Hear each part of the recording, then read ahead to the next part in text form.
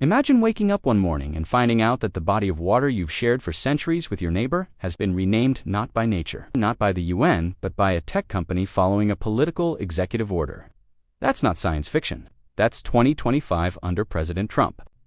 In January 2025, President Trump signed Executive Order 14,172, declaring that all federal U.S. maps would now refer to the Gulf of Mexico as the Gulf of America. Why? To reassert American dominance, he said, and because branding is everything. Fast forward to May, Google updated its U.S.-facing Maps interface to reflect this new name. Open Google Maps in Texas. It's now the Gulf of America. Mexican President Claudia Sheinbaum didn't find it funny.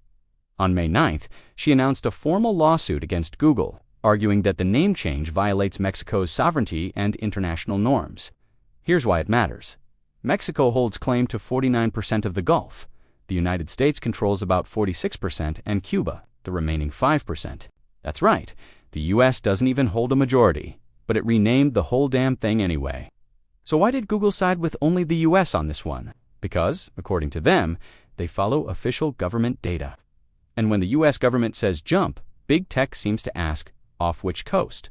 This isn't just a tech issue, it's a sovereignty issue. The U.S. House of Representatives added fuel by passing the Gulf of America Act, led by none other than Representative Marjorie Taylor Greene. The bill seeks to enshrine the name into law, because apparently rebranding geography now passes as legislation. President Sheinbaum joked that maybe Mexico should start calling the U.S. Mexican America in retaliation. Spoiler, nobody laughed at the State Department.